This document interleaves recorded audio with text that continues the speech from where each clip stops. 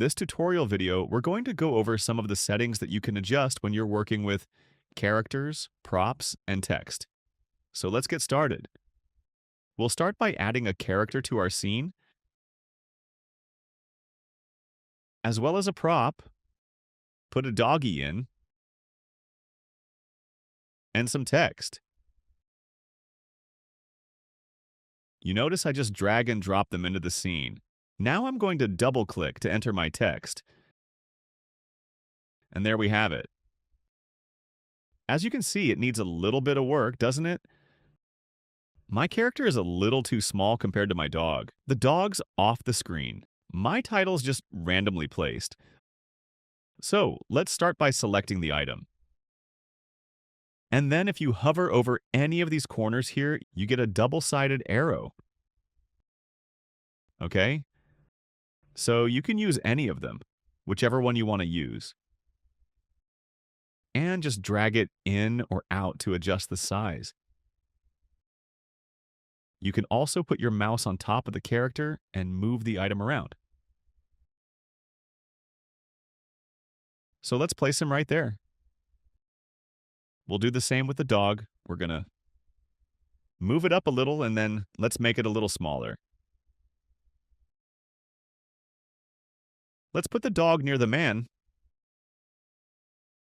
It's man's best friend, right? And then you'll see that we have the option here to flip it or send it to the back. So now the man is in front. Okay, so you can send your characters and props forward and backwards. Or if you prefer, you can delete the item completely by clicking the trash can. Confirm. Now, asset settings here. This is a little too small for my taste, so I'm just going to make it larger. And that's a good start. But we have more things we can do by clicking this little icon here, asset settings. So this particular section right here, the font size, is specific to the fonts. But the X and Y and rotate options are available in the prop settings as well. So let's just start from the top and work our way down. X and Y, what is this and why does it matter? These are coordinates for your item, so let's see if I move it down. Coordinates are going to change, right? See, so they're different. So you might want to make a note of those settings for your future slides. For example, if I want my future slides to have titles in a similar location, then I'd want to make note of these settings. So I'm going to write those down real quick. 551 by 178, the font size of 73.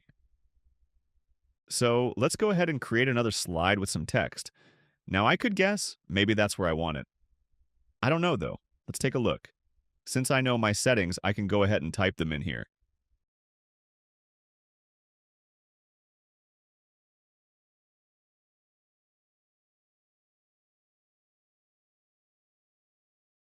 So 551 by 178, and the font size 73. So I was close on the size, but a little off on the location. So there, now if I go back, I have the text in the appropriate location.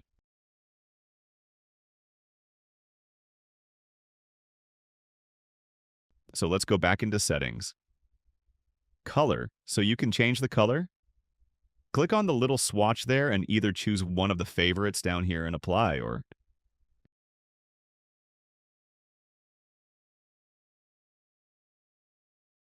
you can use the slider here to find a color, or you can even enter your hex number or your RGB numbers if you know them. You can also use this little dot here to fine-tune the color to whatever it is that you're looking for. Click kind of in this area to get rid of that swatch panel and click Apply. So there's my color text. I can do the same thing with my characters and props. I can change their colors, so I could have a red outline if I wanted.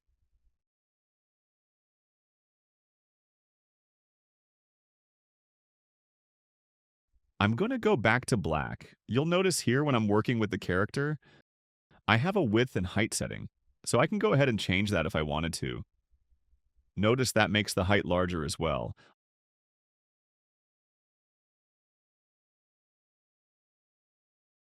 I can also change the rotation here if I'd like, and flip it if I wanted to. Click Apply and your changes have been made. I hit Ctrl Z to undo that change.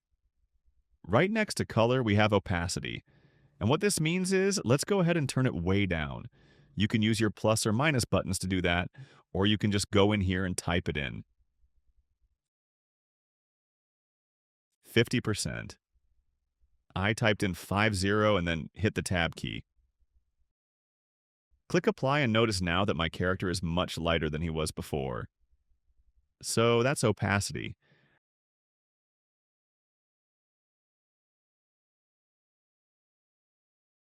Down here at the bottom section, we have Enter Animation and Exit Animation.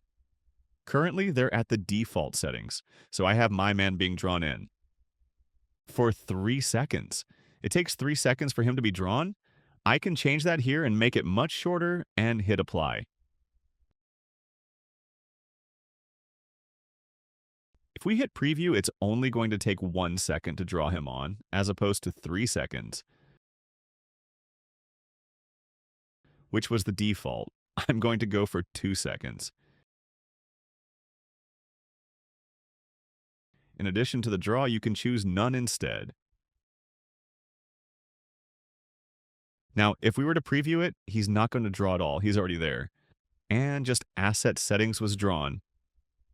I'm going to show it to you again because that went pretty quick. Okay. So if you want something all ready to be on the board before the scene starts, you just want to set that to None. I'm going to go back to draw. I'm going to set it to 2 seconds. And then over here on Exit Animation, the default is None. And it's 0 seconds, obviously, but you can change that if you'd like. And put it to Erase. So what will happen now is when we hit Preview, my scene is going to be created. And then before any transition, he's going to be erased.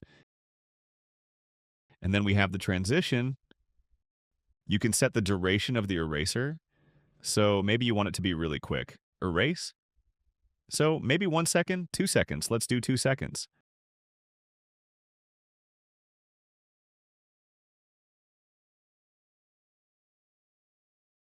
And preview. He's drawn. Asset settings, erase. 2 seconds. Now, the character did reappear. You might have noticed it during the transition. That image appeared briefly. Now we are in preview mode, and preview mode is not a completely accurate representation of what you're going to get on the final video. So I'm not too worried about that. And finally, we have this invert option. So I'm going to go ahead and click it so you can see what happens. He disappeared, right?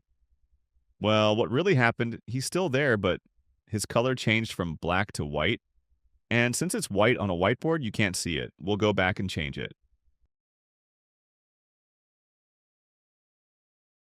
And the reason for that is kind of convoluted. In most cases, you're not going to need to ever worry about that button.